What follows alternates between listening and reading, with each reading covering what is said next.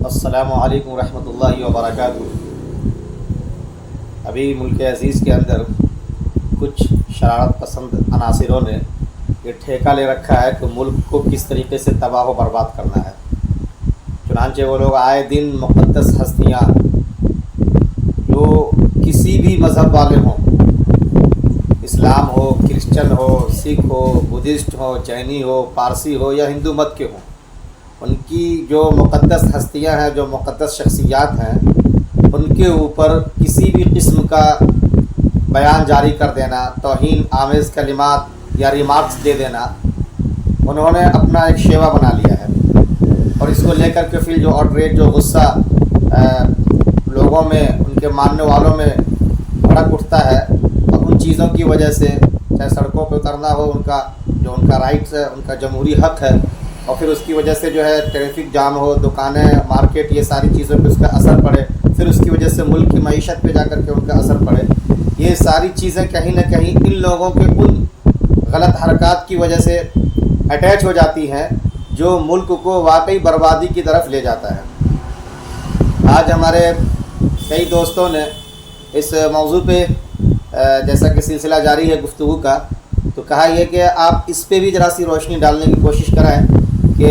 ہم اس ملک میں اپنے آقا علیہ الصلوۃ والسلام جو ہمارے ایمان کا محور و مرکز ہے، جس کو دھروہر کہا جاتا ہے ہندی میں نا، وہ ہمارے ایمان کا دھروہر ہے، ان کے حوالے سے جو آئے دن کبھی کوئی پنڈت گری راج نام کا ہو یا یتی نرسنانند نام کا ہو، نام بھی میں لینا نہیں چاہتا، لیکن موضوع بہرحال ابھی یہی لوگ ہیں اس لیے میں نے لیا ہے، ورنہ ان لوگوں کا نام لینا بھی مناسب نہیں ہے۔ ان کے حوالے سے جو تحریریں آتی ہیں، ان کے حوالے سے جو کام کرنا چاہیے ہمیں، اس پہ ذرا سی اپنی گفتگو رکھ دیں۔ میں سب سے پہلے یہ بتانا چاہوں کہ ہمارے جو بھی ذمہ داران ہیں، چاہے وہ تنظیم کے ذمہ داران ہو یا جماعت وغیرہ کے، انہوں نے یہ بڑی اچھی بات یہ کی ہے کہ ہم قانون کے دائرے میں رہ کر کے آقا علیہ الصلوۃ والسلام کی اور ان کی رسالت و نبوت کی جو بھی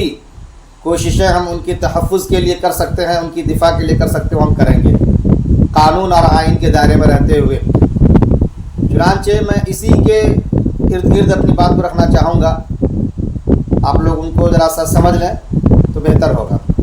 سب سے پہلی بات تو یہ ہے کہ قانون کے دائرے کی جو بات آتی ہے، جمہوری حق کی جو بات آتی ہے، وہ کیا ہے؟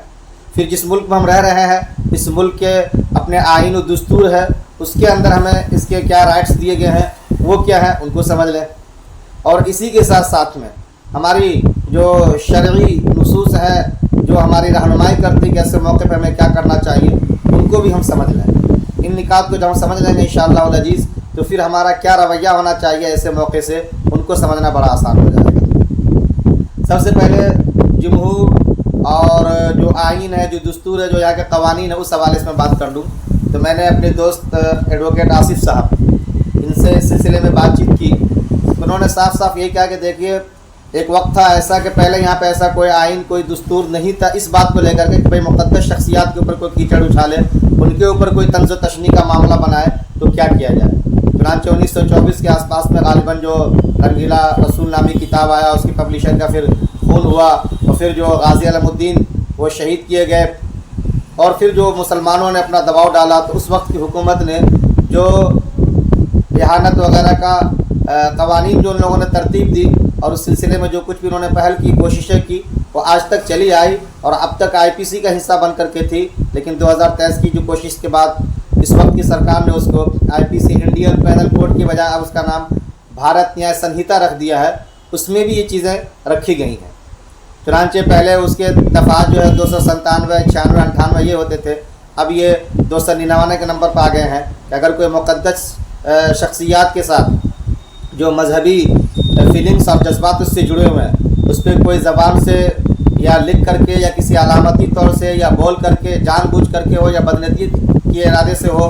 اگر ریمارکس دیتا ہے، ان کے ساتھ توہین کا معاملہ کرتا ہے، تو پھر اس کو 3 سال کی سزا دی جا سکتی ہے، جرمانہ بھی کیا جا سکتا ہے، یا دونوں سزائیں اس کے ساتھ کا معاملہ رکھا جا سکتا ہے، یہ دونوں سزائیں ان کو دی جا سکتی ہے۔ اور اسی کے ساتھ ساتھ نقض امن کا مسئلہ بھی جڑا ہوا ہے کہ اتنی مقدس شخصیات کو اگر یہ لوگ ظاہر کی بات ہے نشانہ بنائیں گے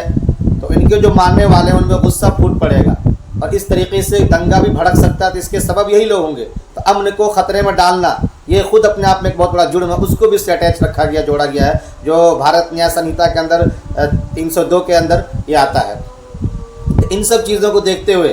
ہم یہ سمجھ سکتے ہیں کہ یہاں کے آئین میں، یہاں کے قانون میں ہمارے لیے یہ مکمل طریقے سے نظم و ضبط کر کے رکھ دیا گیا ہے، اور ہمیں اس کا بھرپور فائدہ اٹھانا چاہیے، بجائے اس کے کہ کوئی غصے میں آ کے کچھ کرے۔ ان قانون کا سہارا لے کر کے، ان دفعات کا سہارا لے کر کے ایسے لوگوں کے خلاف مقدمات درج کروائیں۔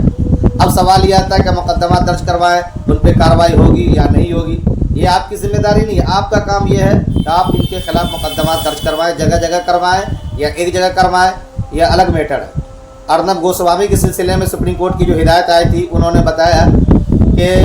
اس میں یہ بات آئی کہ بھائی جب ایک ہی جرم ہے، ایک ہی شخص ہے، اس کے لیے الگ الگ جگہ کرنے کی ضرورت نہیں، ایک جگہ کر لیا جائے کافی ہے، اس پہ کورٹ ایکشن لے گی۔ تو اچھی بات ہے، کورٹ ایکشن لے، اصل یہ ضروری ہے تاکہ ہم نے جو بتایا تو ملک کے لیے یہ خطرناک چیز بن جاتی ہے اور ان کی ترقی کو روک دیتی ہے، اس کے اوپر نقض امن کا مسئلہ بن کے امن کو خطرے میں ڈال دیتا ہے، اس کے اوپر کورٹ سنجان لے، نوٹس لے اور ایسے لوگوں پہ کارروائی کرے۔ تو ہم کورٹ کو توجہ دلانے کے لیے بہرحال اپنے مقدمات درج کریں گے، تھانے میں جا کر کے داروغہ سے بات رکھیں، وہ مان لیتے تو ٹھیک ہے، نہیں تو ایس پی سے بات کریں، اور نہیں تو پھر جو جوڈیشل مجسٹریٹ کورٹ کا جو ہمارے یہاں پہ نظم رکھا گیا وہاں جائیں، وہاں کے جج صاحب کے کام مداخلت کیجیے اور درج کروائیے۔ ہم کرا سکتے ہیں، کرانا چاہیے ہمیں۔ پہلا کام تم یہ کیا کریں، قانون نے ہمیں اس کی اجازت دی ہے، آئین نے ہمیں یہ رائٹس دیے ہیں، اس کا استعمال کریں ہم۔ ایک چیز تو یہ ہے۔ اب رہا یہ کہ وہ کب تک اس پہ عمل ہوگا نہیں ہوگا، تو آپ گواہان کو اچھی طریقے سے مضبوط رکھیں، کورٹ سے بر وقت ان کے اوپر مداخلت کرنے کے لیے کہیں تاکہ پولیس جلد سے جلد اس دفعات کے مطابق اس کے اوپر چارج شیٹ کرے اور لگائے۔ کچھ دن کے لیے ہو سکتا ہے معاملہ دب جائے گا لیکن ختم نہیں ہوگا۔ کون کب تک رہتا ہے، کون کب تک اس کو بچائے گا، یہ بات کی چیز ہے۔ وقت آنے پر اس کو پھر آپ اوپن کر کے اٹھا کر کے ان کو سزا دلا سکتے ہیں، اور یہاں کی اکثریت چاہے ہندو ہو یا مسلمان ہو آپ کے ساتھ رہتی اور رہے گی،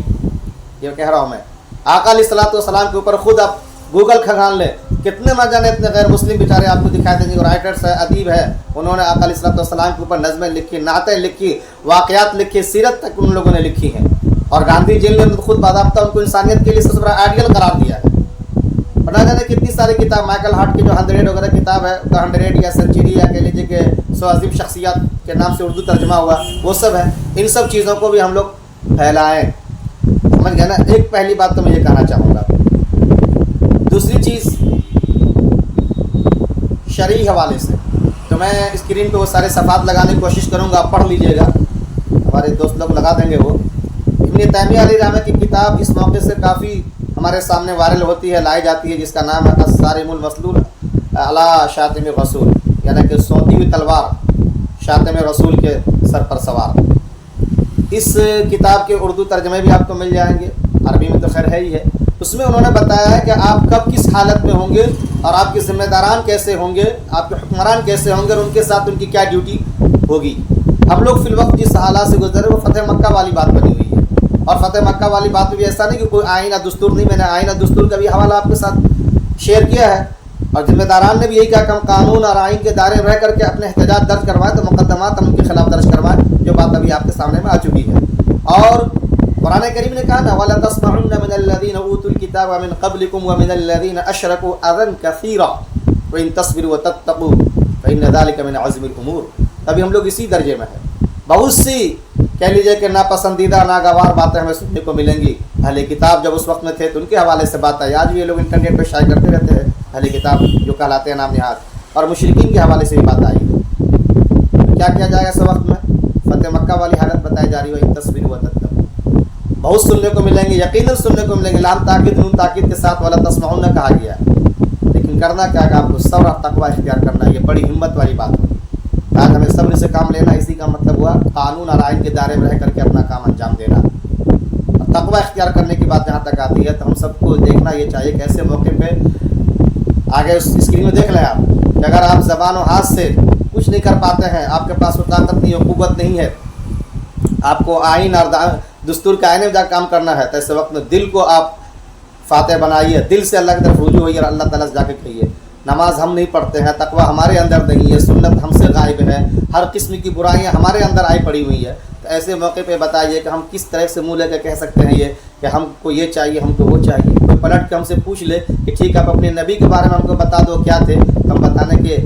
اہل نہیں ہو پاتے اس وقت میں، یہ کافی شرمندگی کی بات ہوگی۔ تو قرآن کریم اس کے طرف اشارہ کرتا تقوی اختیار کرنے کے لیے، اور کہتا ہے کہ یہ تم کر لو گے تو بہت بڑی کہہ لیجیے کہ یہ بات ہوگی، عزم اور امور کی بات آئی یہاں پر۔ یہ تو کم سے کم قرآن نے جو کہا کر کے دیکھیں، پھر دیکھیے ایسے لوگوں کا کیا ہوتا ہے۔ اللہ تعالیٰ سے مانگی، پھر اللہ تعالیٰ اسی تھانے کے اندر، اسی عدالت کے اندر ان کو گھسیٹ لائیں گے، آئین کے دائرے میں ان کو جو سزا ملنی ہوگی وہ ملے گی، اور آپ دیکھ کر کے حیران ہو جائیں گے۔ ہم وہ نہیں کر پاتے ہیں۔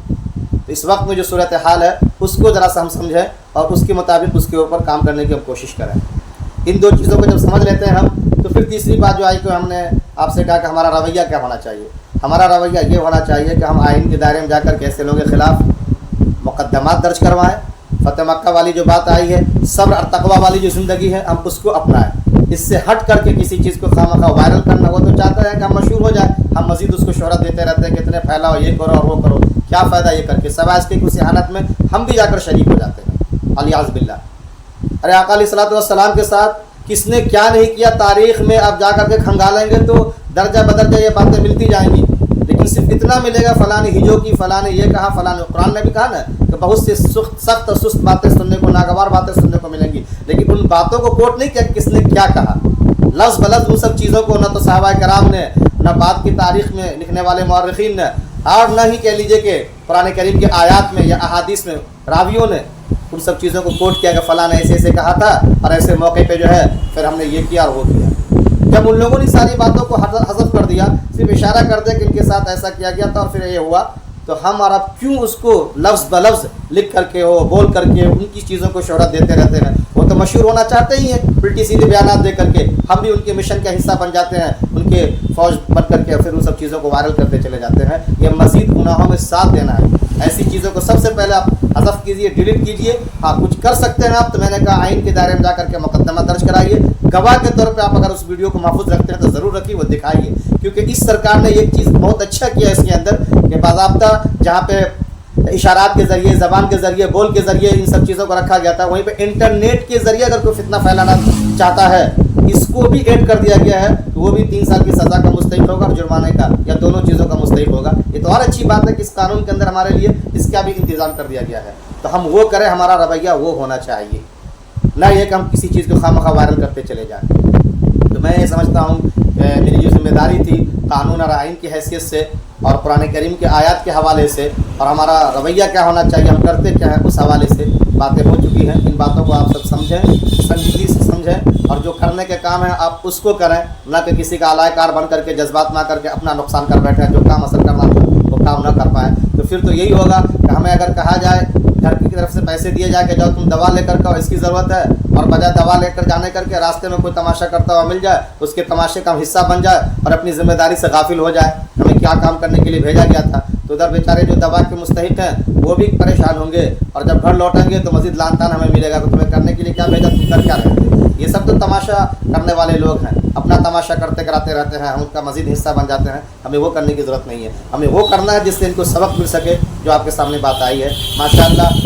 اس سلسلے میں جمعیت علماء ہند کی جو تنظیم ہے اپنی، انہوں نے بھی اور بھی حیدرآباد کے اندر، بمبئی کے اندر اور بھی دیگر جو جگہوں پہ لوگوں نے بڑے اچھے انداز سے پہل کیے ہیں، غازی آباد وغیرہ کے اندر بھی، اور ایسے لوگوں کے خلاف مقدمات درج کروائے گئے ہیں۔ جو صحیح دفعات لگنے چاہیے وہ دفعات وکلا سے مل کر کے جا کے لگوائیں۔ ایسا نہ ہو کہ پولیس کیس کو ہلکا کرنے کے لیے کچھ سے کچھ لگا لے، اور بجائے اس کو ایف آئی آر درج کر کے اریسٹ کرنے کے مطلق طور پہ ڈیٹینشن کر کے رکھ لے، ڈیٹین کر کے رکھ لے، یا حراست پر رکھ لے، پھر کچھ دیر کے بعد اس کو چھوڑ دے۔ یہ حراست اور گرفتاری یہ دونوں بھی الگ الگ چیزیں ہوتی ہیں، کبھی ہم اس کو بھی نہیں سمجھ پاتے ہیں، تو اس کو سمجھنے کی بھی ہم کوشش کریں۔ اللہ تبارک و تعالیٰ ہمیں صحیح سمجھ اور صحیح فہم عطا کرے، ان باتوں کو عام کریں، اس چینل کو خاص طور پہ لوگوں کے درمیان لے جائیں، سبسکرائب کر لیں۔ انشاءاللہ یہ معلوماتی سلسلہ جاری رہے گا، سوالات آتے رہیں گے، ہم اس پہ اپنی بات کو ریکارڈ کرتے رہیں گے۔ شکریہ، بہت بہت شکریہ آپ کا۔ السلام علیکم ورحمۃ اللہ۔